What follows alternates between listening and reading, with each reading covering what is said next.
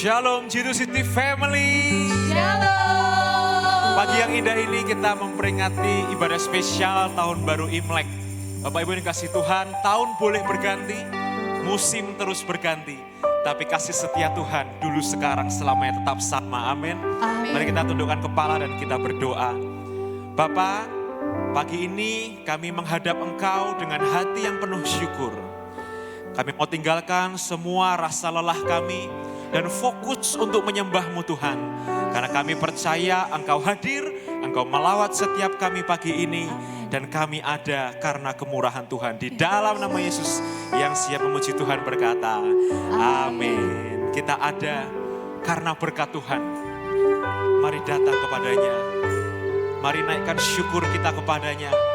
Semua karena kebaikan Tuhan. Terima kasih Yesus. Katakan oleh karena kemurahan Tuhan ku ada sampai hari ini. Oleh karena kebaikan Tuhan, janji-Mu terjadi dari awal. Mari katakan oleh karena selamanya Kau hebat bagiku.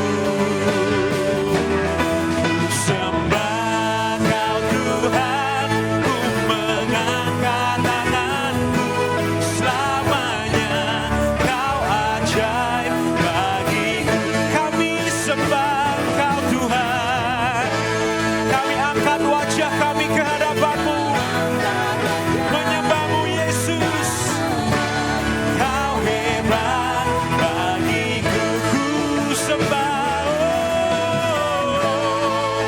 Kami sembah, kami muliakan Engkau Tuhan. Selamanya Kau ajaib bagiku.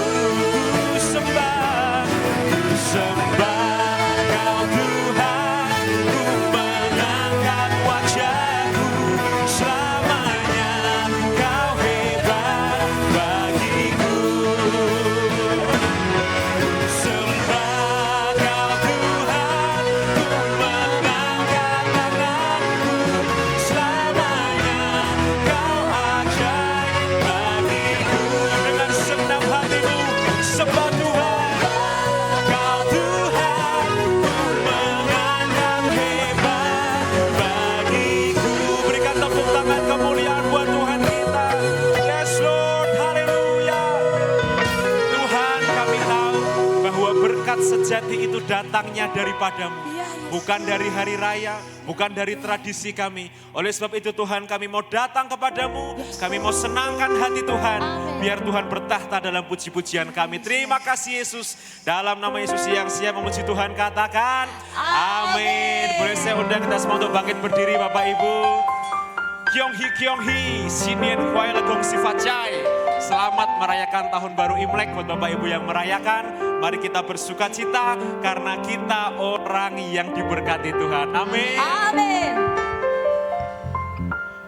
Walau sana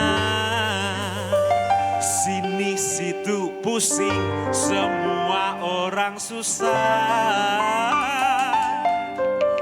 Tetapi aku kan tetap tertawa. Yuk tepuk tangan dong buat Tuhan kita. Yuk semua menari buat Tuhan. Walau semua orang susah, walau banyak masalah, tapi ada damai, ada sukacita. Amin.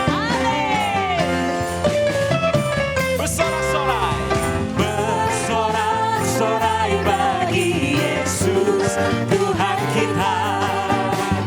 Berbahagialah sebab Engkau disayang Allah.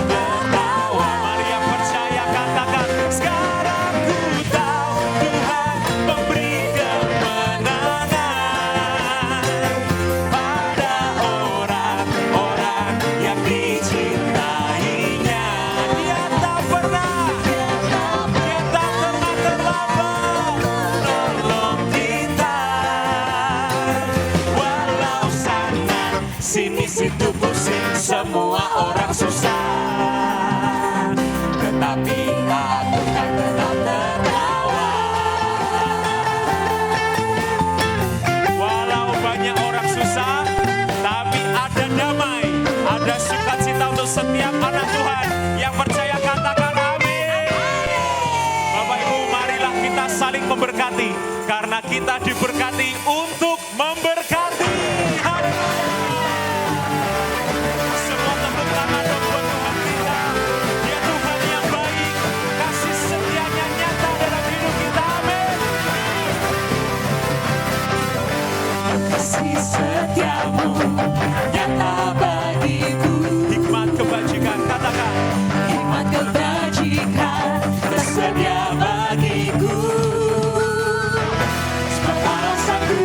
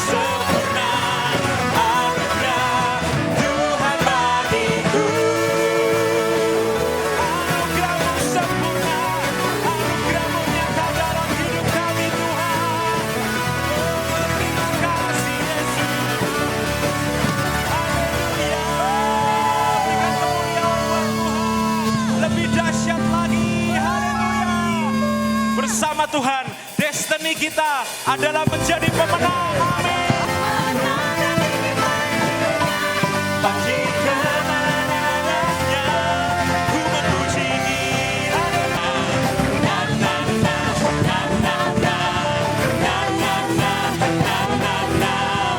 Mari yang punya iman katakan, imanku.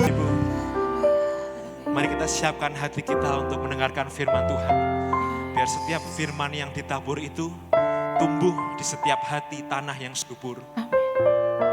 Mari dengan hati yang bersyukur kita katakan, Tuhan Kau baik, Tuhan Kau ajaib.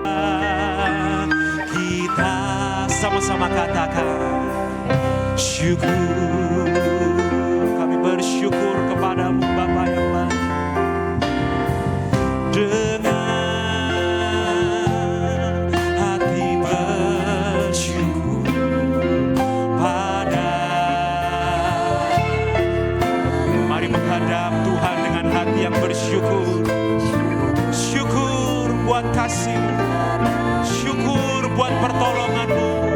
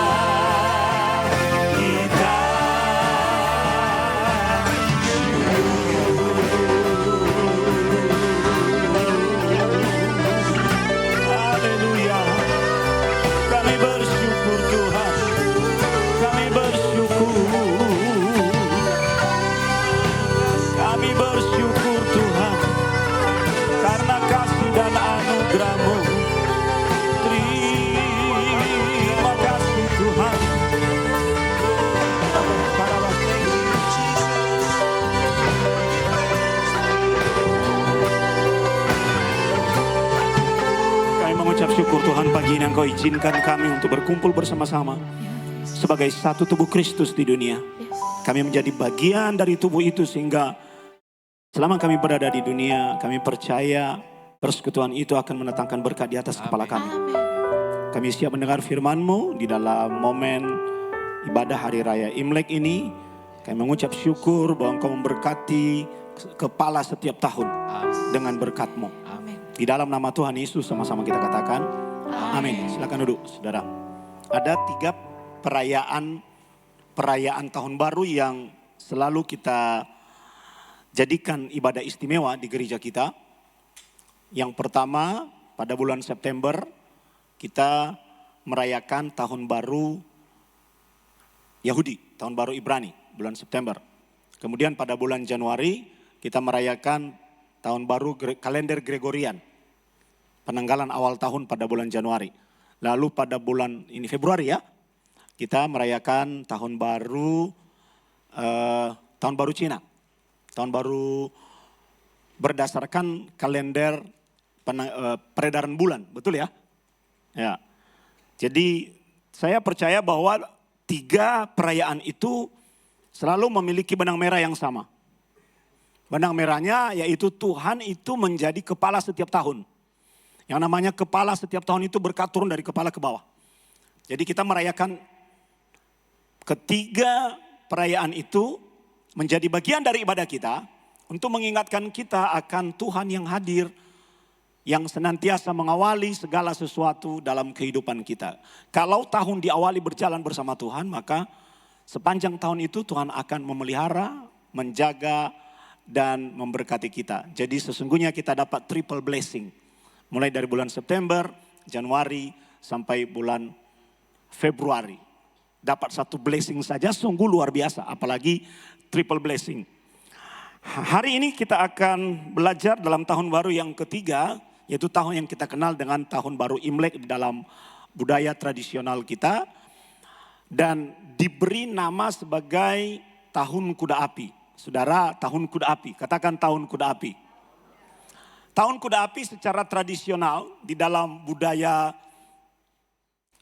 orang-orang yang merayakan itu, saudara-saudara, digambarkan sebagai, Bunda mencoba mencari beberapa informasi. Pertama, sumber kekuatan, karena kekuatan itu direpresentasikan oleh kuda. Dan kudanya adalah kuda yang sangat powerful, saudara, kuda yang sangat kuat, yang memiliki energi yang tidak pernah habis. Tapi ini bukan berhenti pada kuda sebagai simbol. Karena ada tambahan api di belakangnya, jadi kuda api. Nah, Anda bisa bayangkan api itu memiliki kekuatan yang sangat masif dalam membakar. Ketika dia hadir, ketika dia muncul di sebuah tempat saat kecil aman-aman saja, tapi saat besar dia bisa membakar apapun, saudara-saudara.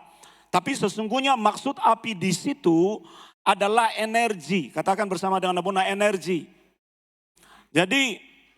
Jadi kuda yang dengan kekuatan digabung dengan api, maka kita akan melihat secara tradisional sebuah tahun yang penuh dengan kekuatan-kekuatan, bukan hanya kekuatan positif, tapi juga kekuatan negatif.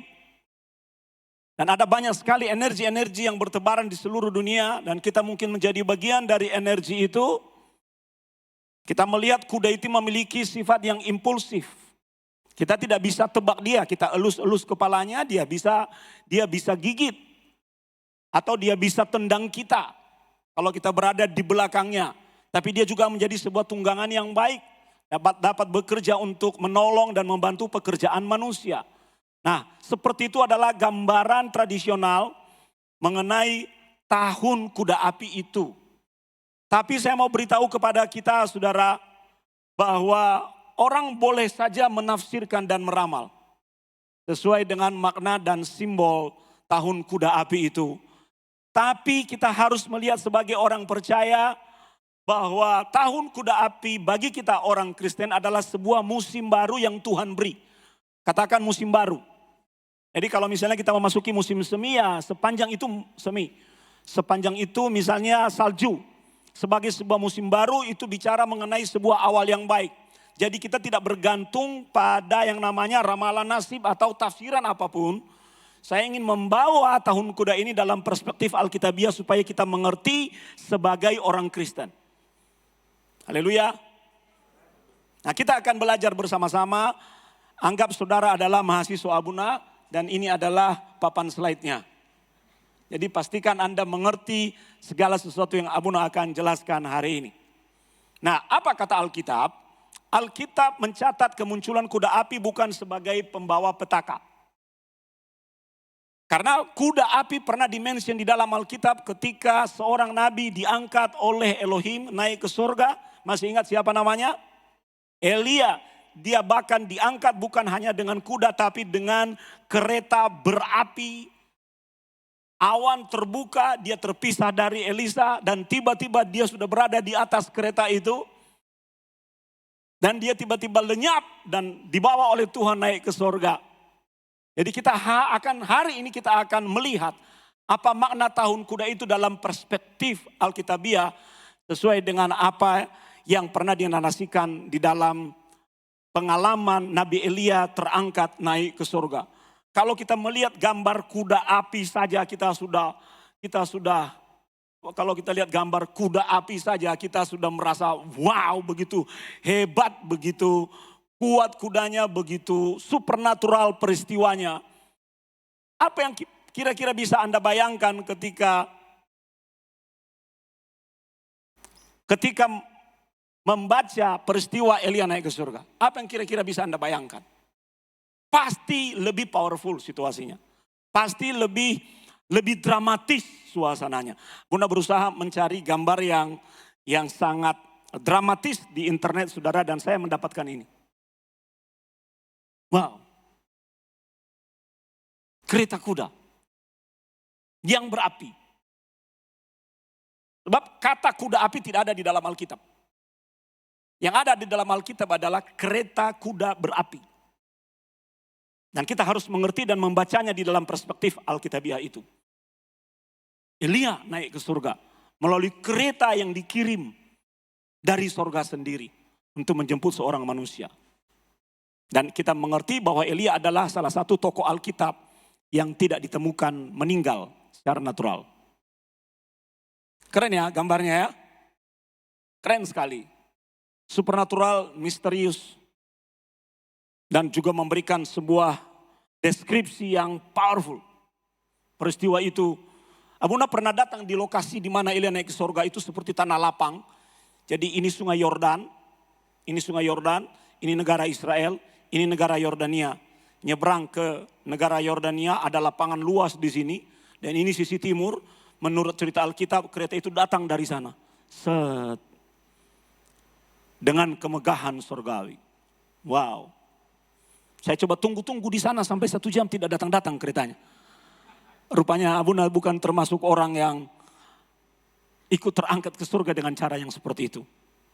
Lalu akhirnya tahun berikutnya saya ke sana lagi, saya bawa revival. Nama revival itu kan revival Elijah, Zaluhu, Elia. Saya angkat dia kecil-kecil di situ sampai tentaranya heran. Kan di situ perbatasan. Jadi ada keamanan militernya sangat kuat. Saya angkat revival. Sebagaimana Elia diangkat oleh Tuhan di tempat ini. Aku angkat nama Elia ini di hadapan Tuhan. Pakai hidup anak ini. Makanya saya selalu ngomong revival. Hati-hati jaga hidup.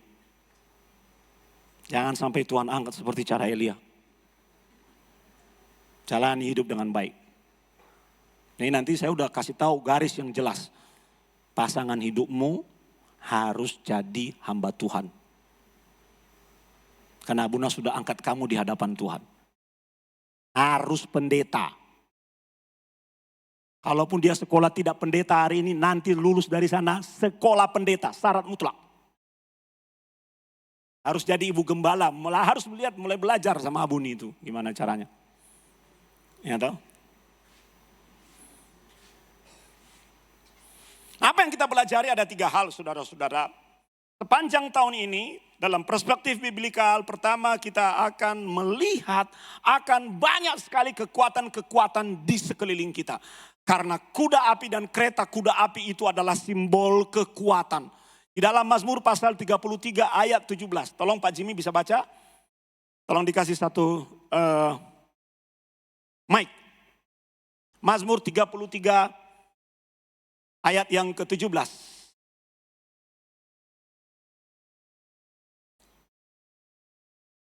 Mazmur 33 ayat yang ke-17 berkata, kuda adalah harapan sia-sia untuk mencapai kemenangan yang sekalipun besar ketangkasannya tidak dapat memberi keluputan. Iya, silakan duduk. Persiapkan ayat berikutnya. Apa yang bisa kita tangkap dari ayat itu?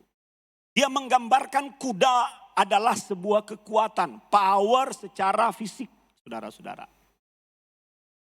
Walaupun di situ dikatakan apa tadi? Lanjut, coba tadi dibaca. Kuda adalah harapan sia-sia untuk mencapai kemenangan yang sekalipun besar ketangkasannya Sekalipun besar ketangkasannya tidak dapat memberi keluputan. Ya. Jadi kita akan melihat ketangkasan, kekuatan yang besar. Kalau Anda sadar dunia ini sekarang sedang bergerak menggenapi apa yang terjadi di dalam yang dinubuatkan oleh Alkitab tentang akhir zaman. Tadi malam saya kumpulkan pengerja, saya berkata kepada mereka, ayo kita belajar mengenai perubahan-perubahan yang terjadi di dalam dunia hari-hari ini. Ini yang terjadi, saya menjelaskan kepada mereka mapping pergerakan politik, saudara-saudara. Muncul kekuatan-kekuatan kuda. Negara-negara di sebelah timur sekarang sudah mulai muncul mengungguli negara-negara barat, baik secara militer maupun secara ekonomi. Saya jelaskan kepada mereka ini yang terjadi. Sekarang muncul blok-blok baru, PBB ditinggalkan. Muncul blok Dewan Perdamaian Dunia yang digagas oleh Presiden Presiden Trump. Dan saya memberitahu kepada mereka apa makna peristiwa itu secara Alkitab. Saudara, kita sedang menuju pada gerakan akhir zaman. Akan muncul tokoh-tokoh tertentu yang sepertinya mempersatukan dunia. Dengan kekuatan militer. Dengan kekuatan dan visi perdamaian. Dengan kekuatan ekonomi. Kalau kita tidak siap sebagai anak Tuhan, kita bisa terseret dengan kekuatan yang berasal dari dunia itu. Beberapa nama saya diskusikan dengan mereka tadi malam. Dan saya beritahu nama-nama ini muncul dalam file Epstein. Anda bisa bayangkan mereka adalah oknum-oknum yang mengatur dunia ini. Kita melihat bagaimana file ini begitu mengguncang kehidupan politik. Bukan hanya sebuah kontroversi, saudara. Tanpa kita sadari kalau kita tidak siap-siap.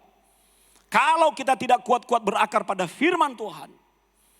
Kita akan terseret oleh kekuatan-kekuatan dunia yang muncul dan tiba-tiba hadir di depan mata. Atau di depan pintu gerbang kita. Karena ini adalah tahun di mana seluruh kekuatan-kekuatan itu muncul dan bertaruh, berperang, berhadapan face to face. Kita bisa menjadi pelandu yang terjepit di tengah-tengah. Itu sebabnya Abuna selalu mengajar, hari-hari ini jangan pernah tinggalkan firman. Kalau Anda tidak memiliki firman dalam hidupmu, Anda menjadi seperti orang yang berjalan tanpa pelita. Karena nubuatan ini pasti akan terjadi dan digenapi. Apalagi kalau kita berbicara mengenai api, saudara. Api, coba Pak Jimmy baca Ibrani pasal 12 ayat 19. Sebab Allah kita adalah api yang menghanguskan. Api yang menghanguskan. Jadi makna api yang dimaksudkan di sini sebenarnya bukan soal energi seperti penafsiran tradisional. Tapi api itu akan hadir untuk menghanguskan siapa saja yang tidak sejalan di dalam rencana Tuhan. Hangus loh. Ini mengerikan. Jadi jangan berkata api itu hanya berlaku bagi orang-orang tertentu. Tidak, berlaku bagi semua. Anda tahu api ketika besar dia melalap apa saja. Kalau lihat kebakaran terjadi itu, satu rumah yang menjadi sumber api itu bisa menyebar ke kiri dan ke kanan. Dan ketika dia sudah menjadi besar, susah sekali untuk dikontrol. Bayangkan kita menghadapi tahun dengan kekuatan-kekuatan baru yang mengguncang ekonomi dan kehidupan bisnis kita. Peristiwanya ada di sana, di Amerika misalnya, atau di Eropa. Tapi dampak ekonominya pada kantong kita, pada bisnis kita, pada pekerjaan kita. Kalau kita tidak kuat-kuat pegang firman Tuhan dan berakar kepada Tuhan, kita bisa lenyap oleh kekuatan itu. Belum lagi soal api yang menghanguskan. Katakan api yang menghanguskan. Itu artinya dia bakar apa saja yang berada di dalam lintasannya. Dan itu bicara mengenai hukuman Tuhan buat setiap orang. Jadi kalau kita tidak baik-baik, tidak ada orang yang sempurna. Kalau kita tidak baik-baik menjaga diri dan kehidupan kita, maka kita akan mengalami api Tuhan yang menghanguskan itu. Ada tafsiran berikutnya dari api yang menghanguskan itu, ya ini pemurnian, seperti memurnikan emas. Emas itu dibakar, saudara, maka pada suhu tertentu dia akan mengeluarkan semua pengotor-pengotor, mineral, besi, keluar di atas permukaan. Dibakar lagi, yang terakhir keluar perak. Sehingga akhirnya tersisa emas. Emas itu kalau ditulis itu, kalau Anda punya emas di rumah ya, punya nggak? 99,9, tidak pernah bisa 100%. Itu sudah melalui proses pemurnian berkali-kali. Di dalam definisi ini kita diajak untuk mengerti bahwa selain menghanguskan, tahun ini kita akan memasuki yang namanya proses pemurnian dari Tuhan. Sebagaimana kita selalu dipanaskan, sebagaimana emas maksud saya selalu dipanaskan untuk memurnikannya, maka kita akan melihat sebuah gambaran pemurnian dari Tuhan.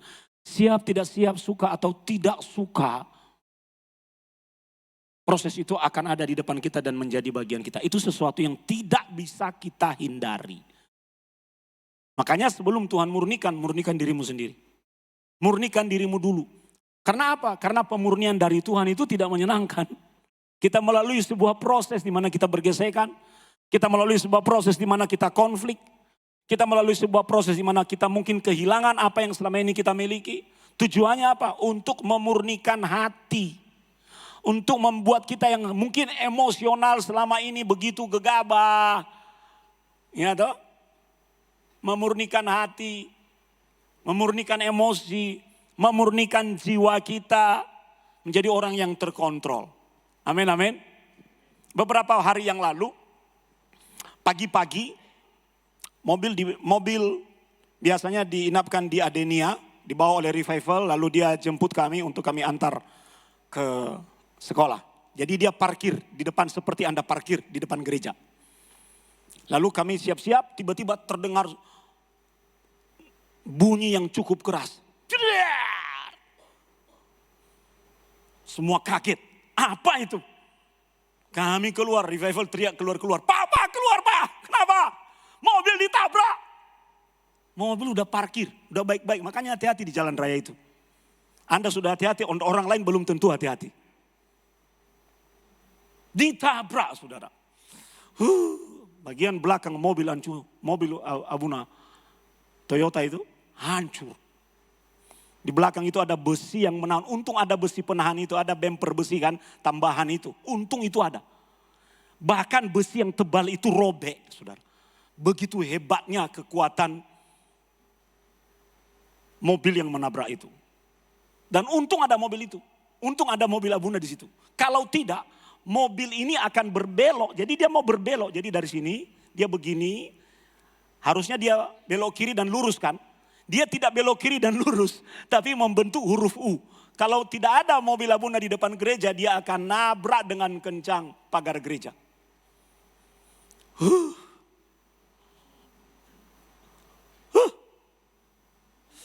Biasanya Abuna yang dulu keluar tanduk.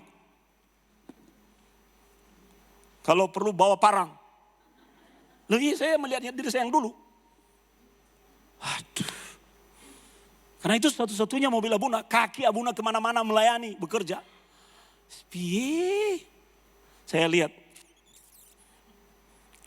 Aduh, people sudah marah-marah. Saya bilang, calon gembala harus jaga emosi. Tiba-tiba keluar itu, yang nabrak. Anak Karang Turi. Aduh. Dia udah kurus, anak putri. Bersama adiknya di sebelah kirinya. Badannya kurus. Keluar ini sudah begini. Tangannya sudah begini. Maaf pak. Kamu kok iso nabrak iki piye? Aku gak lihat. Kupikir rem yang saya injak ternyata gas. Aduh. Mobilnya mobil listrik. Separuh depan hancur. Di situ saya tahu, wih ternyata yang begini-begini kelihatan keren kan? Tapi begitu tabrakan kaleng. Saya lihat ini pasti kamu kencang nih. Karena di belakang mobil om ini ada besi bumper tambahan. Besi itu bisa robek kayak di cutter gitu loh saudara. Kamu sekolah di mana? Karangturi om. Padahal ibu asrama Karangturi jemaat saya. Dia udah gemetaran. Memang ibu gembala ini baik, saudara langsung masuk ke rumah dia kasih air. Minum dulu nih, minum. Dia pikir saya marah. Di situ saya mengukur diri saya. Rumahmu mana? Si people sudah begini-begini.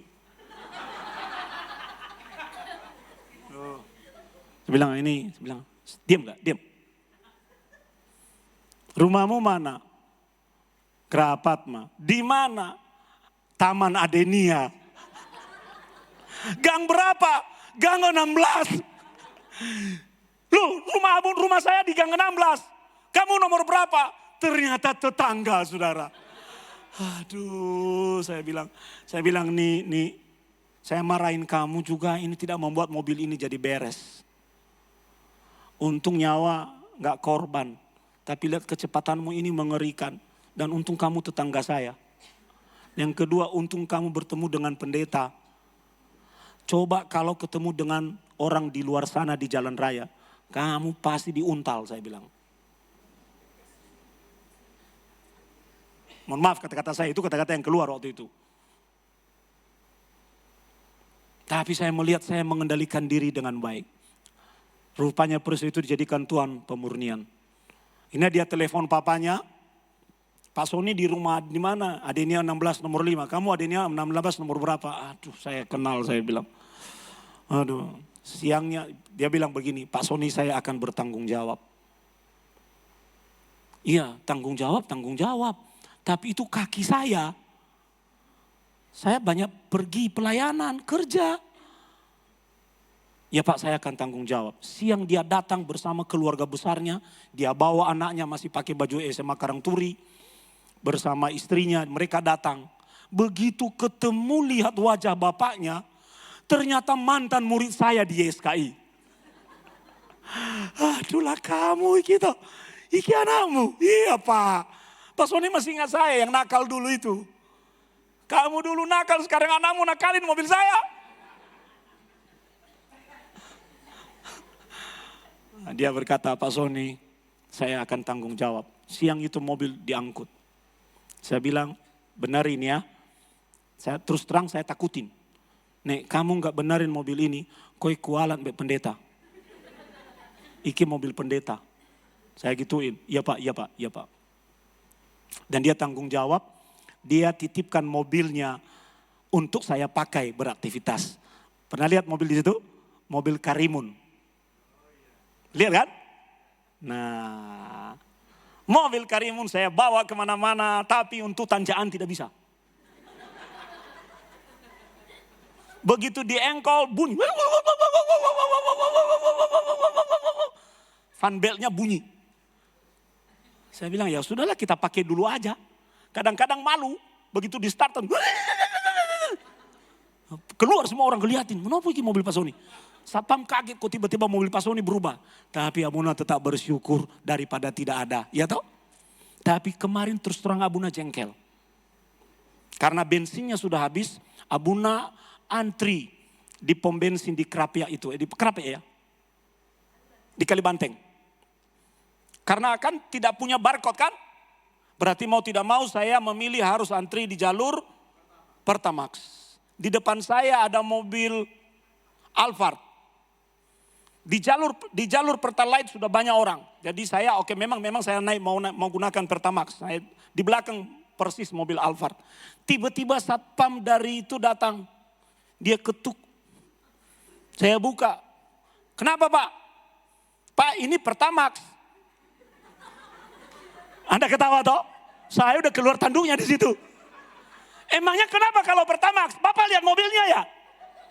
Kalau mobil ini nggak boleh Pertamax. Tahu ya? Dia merasa dengan mobil itu tidak pantas beli Pertamax. Pantas di Pertalite. Saya buka, kenapa rupanya?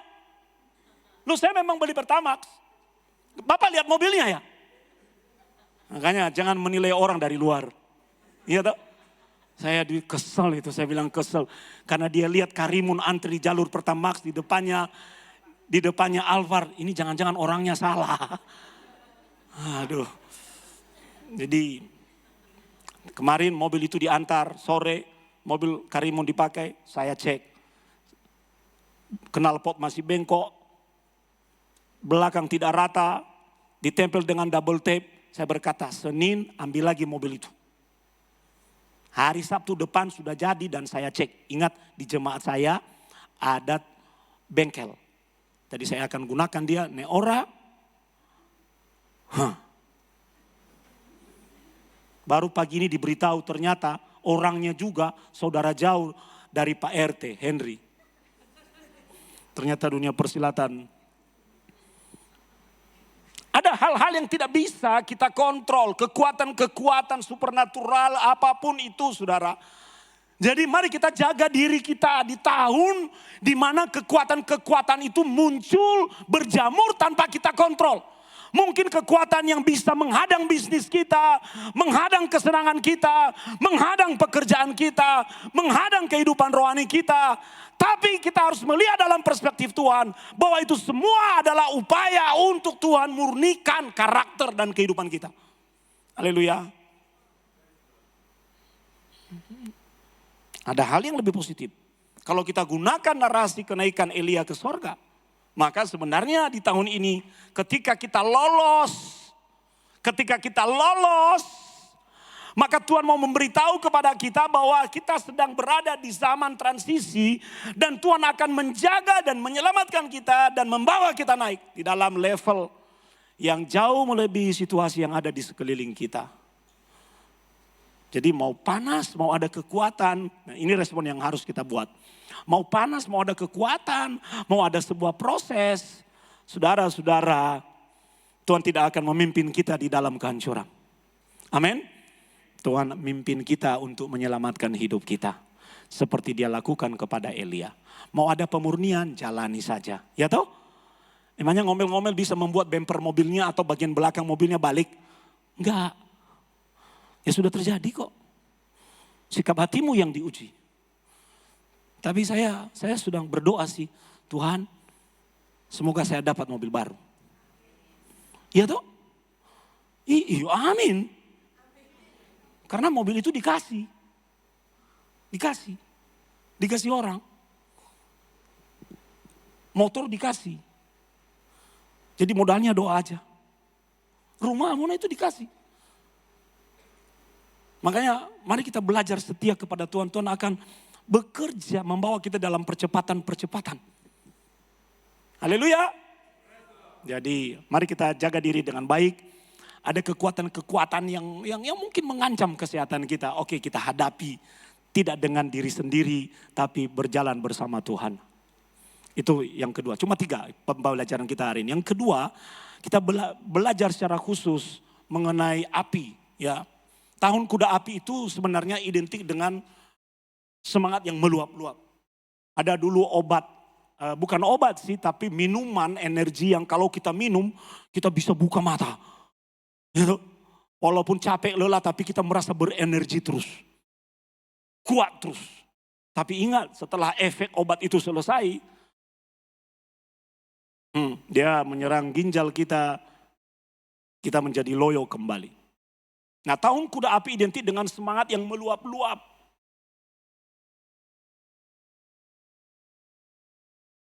Semangat yang meluap-luap. Gambarkan sebuah api yang ketika kecil dapat kita kontrol, tapi ketika dia besar, kita bahkan tidak bisa mengontrol dia lagi. Di dalam Amsal pasal 16:32, maknanya seperti ini. Orang yang sabar melebihi seorang pahlawan, tapi orang yang menguasai dirinya melebihi orang yang merebut kota. Maka kata kuncinya, walaupun api ada di sekeliling kita, sesuai yang kita mengerti di poin yang kedua ini sebagai sebuah energi yang meluap-luap. Kata kuncinya adalah penguasaan diri. Katakan penguasaan diri. Karena orang yang menguasai dirinya menurut pengamsal melebihi orang yang merebut kota. Melebihi orang yang merebut kota. Berarti dia lebih dari pahlawan. Lebih dari orang yang gagah perkasa. Karena penguasaan diri itu adalah salah satu aspek yang membuat hidup kita berjalan dengan baik-baik saja.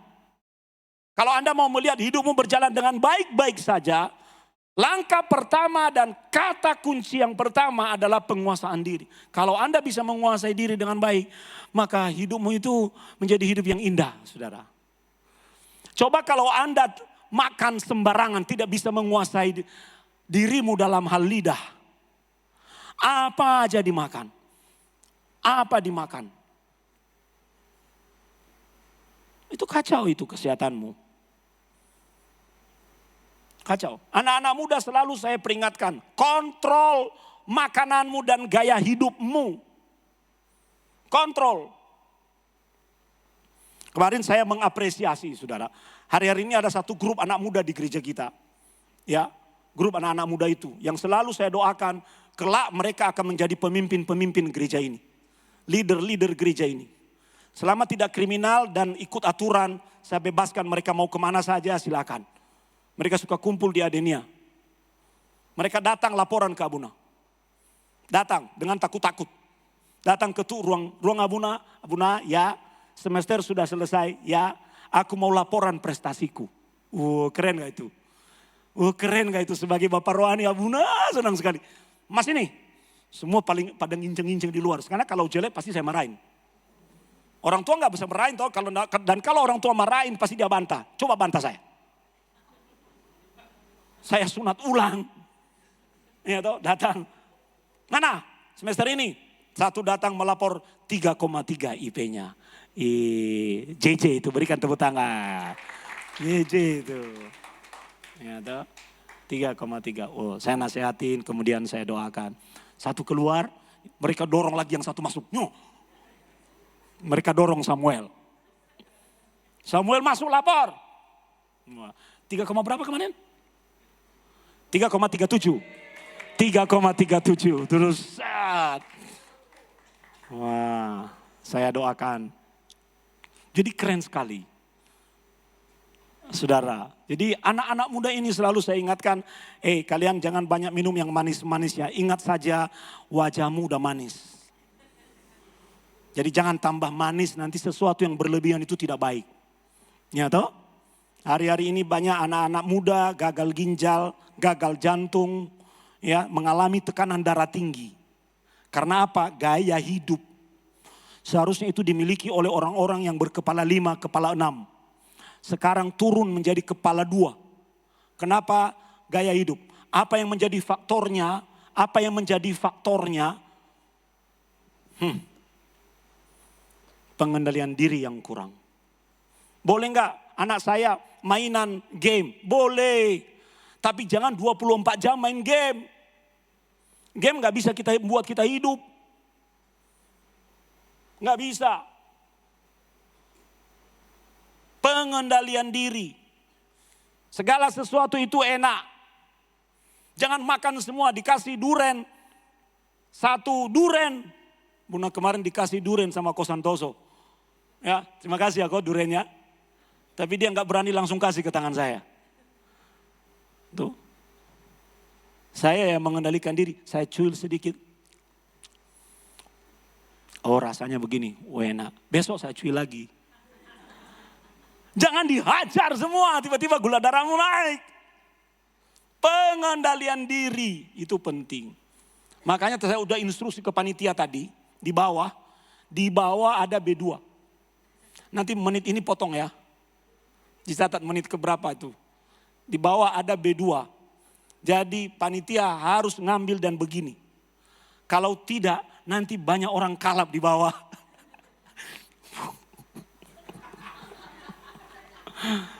Ya.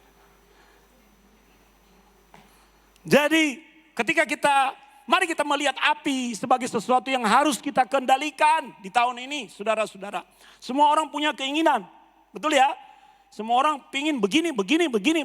Kalau Anda tidak bisa mengendalikan diri dengan baik, Anda akan terjerumus oleh setiap keputusan yang Anda buat di dalam kehidupan. Yang semula Anda pikir itu bijak dan baik, ternyata itu menjerumuskan langkahmu. Dan kita akan menyesalinya. Mulai kontrol. Kasih tahu kiri kananmu, jaga makananmu. Jangan makan ya. Apalagi kita ini yang sudah kepala 5 ya. Kepala 5 itu sudah mulai harus waspada. Ya, kepala 6. Setelah Abuna pulih dari masalah kesehatan, saya jaga diri dengan baik. Takut saya, teman-teman seangkatan saya udah mulai pada bermatian. Lalu saya ngomong sama Abuni, piye mah? Teman-teman bermatian, mati. Terakhir kemarin seangkatan saya berangkat sesama orang Nias, sama-sama kuliah satu kos di UKSW dulu, di Kemiri. Diberitahu mati. Kenapa masalahnya? Kolesterolnya tinggi, jantungnya tersumbat. Aduh. Wah, saya masih mau umur panjang. Takut kalau saya mati duluan, Abuni kawin lagi. Iya kan? Saya suka guyon-guyon begitu sama Abuni. Nah, Abuni bilang, enggak, saya mati duluan, saya yang pergi duluan. Nah, saya kawin lagi gimana? Ya kan? Jadi ya mari kita berjuang untuk hidup, menua bersama. Dalam tubuh yang sehat. Amin. Ya toh nggak ada gunanya banyak duit tapi sakit penyakit. Jadi mulai sekarang, ayo belajar. Abuna sudah berhasil mengurangi ukuran perut Abuna. Ini sudah mulai terbentuk. Mau lihat? Ya, ayo mulai yang besar-besar begini mulai sekarang. Ada kemarin Abuna lihat reels yang baik sekali. Jadi perut suaminya itu begini, ya agak sersan hari ini ya, serius tapi santai, besar. Lalu istrinya ambil parang. Jadi untuk memaksa suaminya untuk set up. Jadi dia ambil parang, dia berdiri, dia parang di sini sehingga suaminya begini, parang. Kemudian dia taruh di leher dulu, dia pukul begini sehingga suaminya gini, pukul lagi. Jadi coba begitu ya ibu-ibu ya. Tapi jangan kena, pastikan jangan kena. Repot nanti. Ya. Alsa nanti kalau lakukan begitu sama Wilson. Bentar lagi mau kawin jadi biar badannya fit. Saudara-saudara, penguasaan diri itu sangat penting. Yang namanya daging itu pengen terus. Keinginan itu selalu harus membuahkan untuk berbuah, dia menuntut kita untuk membuahkannya. Untuk membuatnya tercapai. Tapi kita harus kelola dengan baik. Kalau tiba waktunya, enak loh filosofi itu. Nek wis wayahe, ya mesti dapat. Amin. Tuhan buka semua jalan. Pasti jalan Tuhan buka. Bagian kita seperti itu. Yang terakhir saudara-saudara. Jadi saya mau membuat dalam perspektif yang berbeda. Jangan fokus pada apinya, jangan fokus pada kudanya, tapi fokus pada penunggangnya. Ini yang penting buat kita sesungguhnya saudara-saudara. Amsal pasal 21 ayat 13. Ayo kita baca bersama-sama 2-3. Kuda disiapkan untuk hari pertempuran, tetapi kemenangan ada di tangan Tuhan. Oh. Jadi seringkali kita terlalu fokus pada kudanya. Kudanya itu apa? Gambaran dari kendaraan yang kita tunggangi. Gambaran, jangan fokus pada kudanya. Kayak satpam tadi, fokus pada karimunnya. Loh saya beli ya Pertamax kok Pak. Emangnya mobil ini gak boleh Pertamax? Dan seringkali kita seperti itu dalam cara kita menjalani hidup. Seringkali kita terlalu fokus pada kendaraan. Kita mengabaikan mengenai penunggangnya. Dan penunggangnya itu siapa? Ya, penunggangnya itu adalah kita sendiri, saudara. Kita. Nah, kalau penunggangnya takut akan Tuhan, dia akan mampu mengendalikan kuda dan api itu. Amin. Kalau penunggangnya bahkan kita izinkan Tuhan yang menunggangi kuda itu, maka kita tidak perlu takut terhadap kendaraan apapun. Nah ini penyakit manusiawi. Kita terlalu takut dengan Segala hal yang kita kendarai. Apa yang kita kendarai untuk membuat kita bertahan hidup? Bisnis apa? Apa yang kita kendarai untuk membuat kita terus melayani misalnya? Apa? Tuhan mau mengingatkan kita. Bumi gonjang ganjing. Di sebelah kiri, sebelah kanan di sepanjang tahun ini. Tapi yang penting adalah jika Anda adalah pengendaranya, jadilah pengendara yang takut akan Tuhan. Dan apapun kendaraan yang sedang Anda olah hari-hari ini, izinkan Tuhan yang menguasainya. Maka kita lihat semua pasti akan baik-baik saja. Nama kita pasti tidak akan ada dalam Epstein Files. Yang jelas nama kita ada tercatat di surga. Maka saya mengundang pelayan mimbar maju ke depan. Jangan pernah lupakan ini. Hari-hari ini kita butuh firman. Jangan cuma baca Alkitab saat hari Minggu di gereja. Baca kitab suci, doa tiap hari. Baca Alkitab pagi hari, malam hari, peganganmu. Paksakan dirimu. Doanya gini, Tuhan, jangan buat aku tertidur sebelum aku baca Alkitab. Jika aku lupa baca Alkitab, buat aku tidak tertidur. Motivasi dirimu, bicara kepada dirimu. Kita harus pegang firman dan memiliki firman hari-hari ini. Haleluya. Gong sifat cai. Apa lanjutannya? Saya tidak tahu. Pokoknya Kyonghi. Oh iya, nanti Abuna akan bagi benih berkat buat jemaat. Ya, yang namanya benih itu tidak bergantung kepada nilai. Masing-masing saya beri keping 500 perak. Di dalam amplop. Jangan jadikan jimat. Gabung pada tempat uangmu. Lalu lupakan. Tapi itu benih gembala kepadamu. Bersyukur menerima benih itu. Dan imani itu akan menjadi sesuatu pohon dengan buah yang banyak. Dalam setiap kendaraan yang Tuhan percayakan di dalam hidupmu. Kendaraan bisnis, kendaraan pekerjaan, kendaraan kehidupan, apapun. Abuna berinvestasi secara rohani sebagai Bapa rohanimu. Dan doakan itu, terima dengan bersyukur di hadapan Tuhan. Yang namanya benih. Pohon mangga memiliki puluhan buah. Tapi itu dimulai dari satu biji. Ingat kesaksian Abuna. Sebelum Abuna menjadi gembala. Dan tidak pernah berkeinginan menjadi gembala. Abuna menjadi penginjil. Ketika saya hadir di sebuah gereja, mimbarnya panas. Saya kumpulkan uang persembahan-persembahan yang saya terima. Saya ngomong ke Abuni, yuk mah kita beli AC di gereja itu. Ini real saudara. Lalu saya pindah lagi di gereja lain. Mereka tidak punya kursi. Saya ngomong ke Abuna, ada sisa duit enggak? Ada, boleh enggak kita pakai? Kita beli kursi di gereja itu. Tidak pernah bermimpi jadi gembala. Lalu datang lagi ke gereja lain. Mereka panas, butuh AC. Abuna beliin AC. Dan Abuna melupakan itu. Tuhan tiba-tiba bawa Abuna menjadi gembala. Tidak pernah terpikirkan. Dan ketika gereja ini selesai dibangun, tidak ada AC. Mau pentabisan gereja. Saya ngomong kepada pengerja, ya sudah kita buka nanti jendela-jendela. Kita pinjam kipas dari jemaat-jemaat. Tiba-tiba ada seorang beragama Buddha. Agama Buddha. Dia telepon saya, ini nomor pendeta Sony.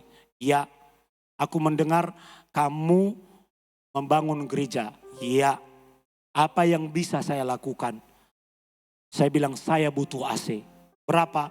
20 unit. Dan harus merek Daikin. Dan harus 2 PK. Dia berkata, Pak, saya akan kirim 10 besok. Itu saya ingat sekali masih lebaran. Dan karena lebaran, sisa 10-nya akan saya kirim setelah lebaran. Dan AC ini adalah disumbang oleh seorang pengusaha agama Buddha kota Semarang. Waktu pentabisan dia datang. Lalu tidak ada kursi. Saya berkata undangan kita kasih di tikar. Tikar.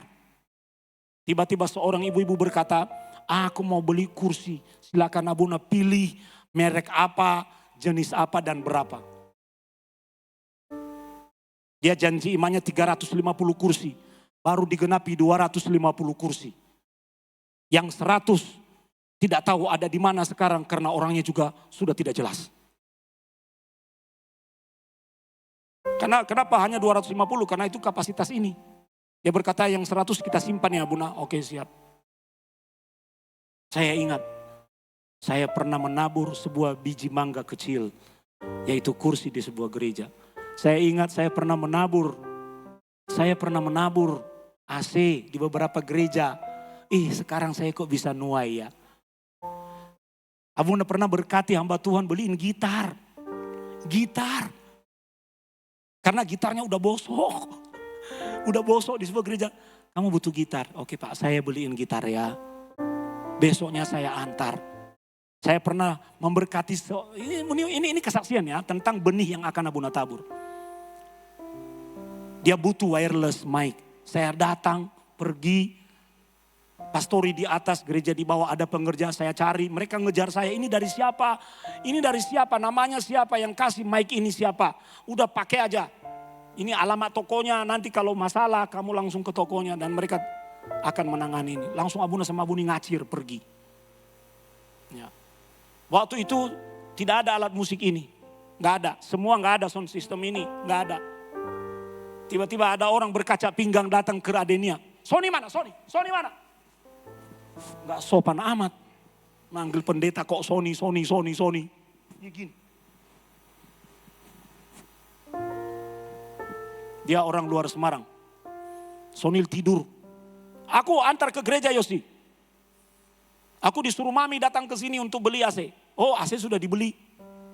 Kursi sudah ada. Ya apa yang belum ada? Terus kita nyumbang apa? Gitu loh saudara.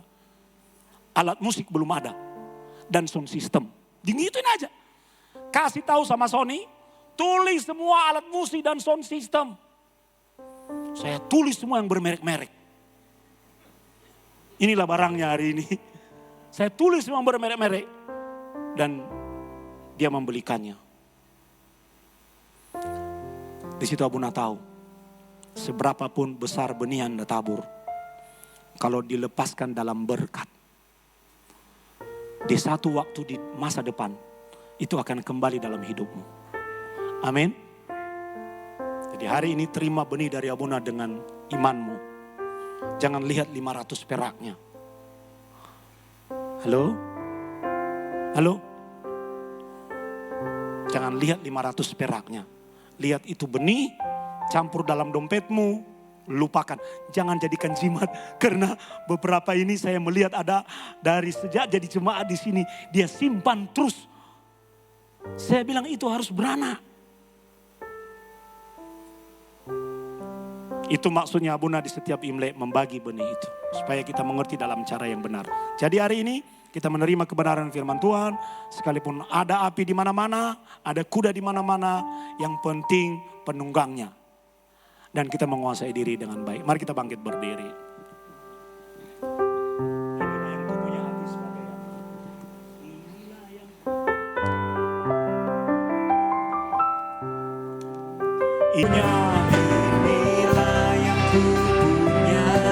Tuhan pimpin kami di tahun ini Tuhan. Bukan dengan kekuatan manusia, tapi dengan kekuatan Tuhan. Tuhan murnikan hidup kami agar kami menjadi layak dan semakin serupa dengan Kristus. Dan yang kami tahu, Tuhan pegang hidup kami. Iman kami tidak melekat pada kendaraan, tapi melekat kepada Tuhan.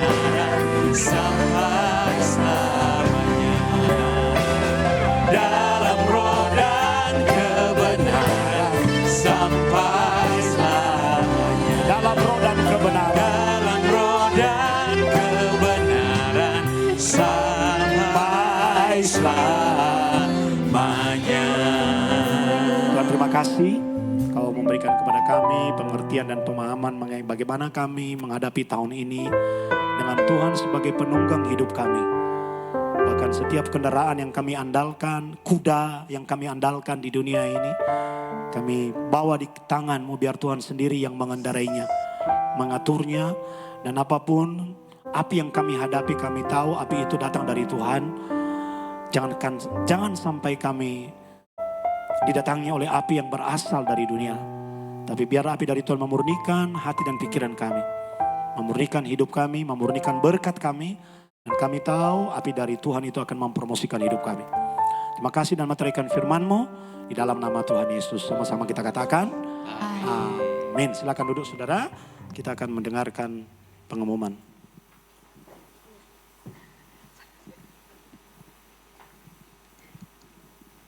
Shalom Bapak Ibu.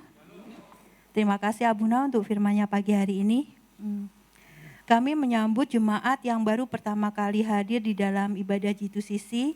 Dan jika belum memiliki ibadah atau gereja yang tetap, kami menantikan kehadiran Bapak Ibu untuk ibadah G2CC berikutnya. Untuk ibadah hari ini kita hanya sekali saja. Kemudian untuk firman online hari Rabu pukul 19 sampai pukul 20.00 di channel YouTube Pastor Sonic Saluku. Kemudian Breakthrough Prayer setiap hari Jumat pukul 17 sampai pukul 18 di tempat ini.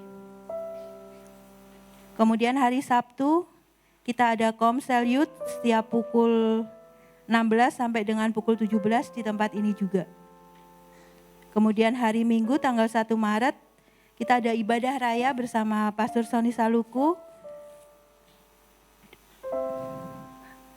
Pagi dan sore hari. Ibadah sekolah minggu setiap hari Minggu pukul 7 sampai dengan pukul 8.30. Panitia mengucapkan terima kasih kepada jemaat yang telah ambil bagian dalam kegiatan Imlek tahun 2026.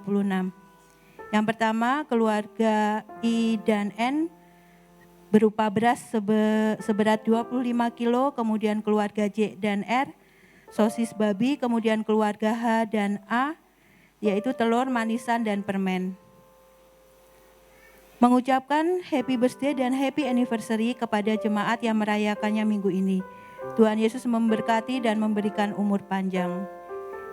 Menghimbau kepada Bapak Ibu Saudara ataupun anggota keluarga yang sedang demam, flu, batuk, dan pilek, tidak diperkenankan untuk mengikuti ibadah secara onsite. Harap mengikuti ibadah secara online. Tetap menerapkan protokol kesehatan dimanapun kita berada dan beraktivitas. Demikian info gereja dalam sepekan. Selamat hari Minggu, Tuhan Yesus memberkati. Shalom. Terima kasih Mbak Ika. Kita akan berdoa untuk anak-anak sekolah minggu. Ayo. Cantik-cantik ya. Cantik-cantik ya.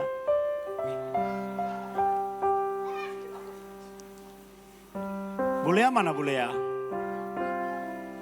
Lea mana Lea? Siapa yang drum kemarin? Lea ya? Yang menang kemarin Lea? Lea tuh? Ya coba hadap jemaat dulu Lea. Dia juara 1 ya? Juara 1 drum kemarin, berikan tepuk tangan untuk Lea, anak sekolah minggu kita. Ya. Keren, nanti ajak traktir Abuna ya. Biar papamu yang bayar. Oke, jadi Lea berhasil ya. Tepuk tangan, anak-anak kita berprestasi. Angkat tanganmu, kita berdoakan, kita mendoakan mereka. Bapa, di dalam nama Tuhan Yesus, berkati anak-anak kami, bahwa mereka menjadi anak-anak yang berprestasi, yang pintar dan cerdas. Bentuk mereka sebagai anak-anak yang luar biasa dan hebat. Biarlah Engkau yang menunggangi kehidupan mereka dan mempersiapkan masa depan yang baik. Kami percaya bahwa anak-anak ini menjadi anak-anak yang menjadi alat Tuhan untuk memenangkan jiwa-jiwa di akhir zaman ini. Berkati guru-guru sekolah minggu, mengucap syukur untuk kebaikan-Mu dalam nama Tuhan Yesus. Sama-sama kita katakan, amin. Sebentar, jangan turun dulu. Gong si Facai dulu.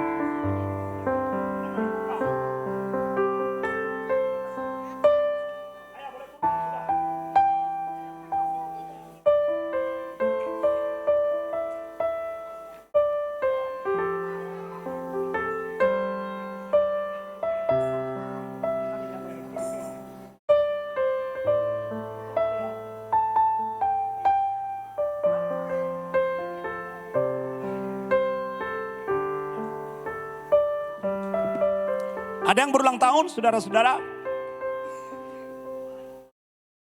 Tidak ada? Mari kita bangkit berdiri.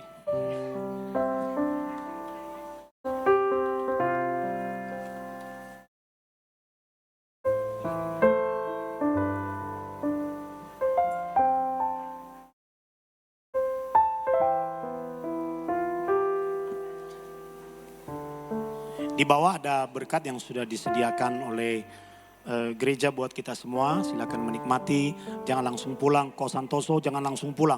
Nanti durianmu nggak saya makan. Ya, dimakan dulu sebagai berkat awal tahun buat kita semua. Haleluya. Ya.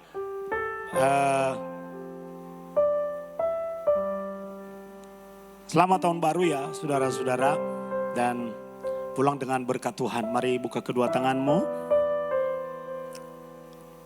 Tuhan, kami mengucap syukur Engkau sudah menyertai kami sehingga kami boleh beribadah dengan luar biasa hari ini. Memuji dan menyembah Tuhan, mendengar firman-Mu, dan boleh merayakan tahun baru Imlek ini bersama-sama di dalam terang firman Tuhan. Berkati benih yang ditabur untuk kehidupan anak-anak-Mu, menjadi benih di dalam pekerjaan dan kehidupan mereka. Buat benih itu tertanam dan mati, kemudian tumbuh dan berbuah dan menghasilkan sesuatu yang besar dalam setiap apapun yang mereka kelola. Pakai anak-anak G2CC Family ini dalam kehidupan mereka, berikan kesehatan yang baik. Kami juga percaya bahwa Engkau menyembuhkan yang sakit, khususnya Samuel yang sedang terbaring sakit di rumah sakit. Setiap masalah apapun di dalam darahnya, di dalam sistem metabolisme tubuhnya, Tuhan jamah di dalam nama Yesus. Kami percaya bahwa Engkau bekerja atas doa kami hari ini sampai kepada Samuel yang sedang terbaring di rumah sakit. Dan berikan daya tahan tubuh yang baik. Kami juga mengucap syukur atas prestasi anak-anak kami yang berhasil dalam kuliah. Terus pakai dan persiapkan mereka memasuki semester yang baru dengan semangat yang baru. Dan berikan kepintaran dan kecerdasan dan roh yang takut akan Tuhan. Kami juga mengucap syukur buat Thalia yang mendapat medali perak di dalam perlombaan bahasa Mandarin. Kami mengucap syukur Engkau akan persiapkan Thalia untuk masa depan yang baik dengan kemampuan bahasa ini. Dan promosikan hidupnya. Juga buat anak-anak yang lain yang sedang belajar. Pakai mereka sehingga anak-anak ini menjadi alat Tuhan yang hebat di akhir zaman. Berkati setiap G2CC Family dalam pekerjaan, dalam keluarga, dan di dalam kesehatan. Dan kalau hari ini kami boleh mengembalikan apa yang menjadi ucapan syukur kami melalui persembahan kami, perpuluhan kami, atau apapun itu. Karena kami mengingat bahwa semua berkat yang kami terima di dunia ini sesungguhnya berasal dari Tuhan. Maka berkatilah setiap benih itu. Terima kasih Tuhan, Kau juga berkati perjamuan kasih yang berlangsung di tengah-tengah kami. Bukan seberapa banyak yang tersedia, tapi kami terlibat berbagi roti bersama-sama. Memecahkan roti itu sebagai sesama tubuh Kristus. Kami pulang dengan berkat Tuhan saat ini. Buka kedua tanganmu dan amini perkataan ini. Tuhan memberkati engkau dan melindungi engkau. Tuhan menyinari engkau dengan wajahnya dan memberi engkau kasih karunia. Tuhan menghadapkan wajahnya kepadamu di dalam shalomnya. Yang menerima berkat Tuhan berkata, Amin. Amin.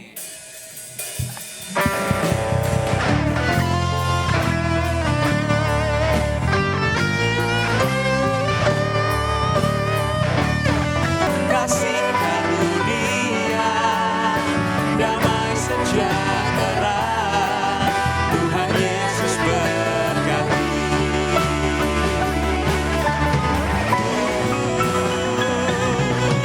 Sebab Tuhan melindungi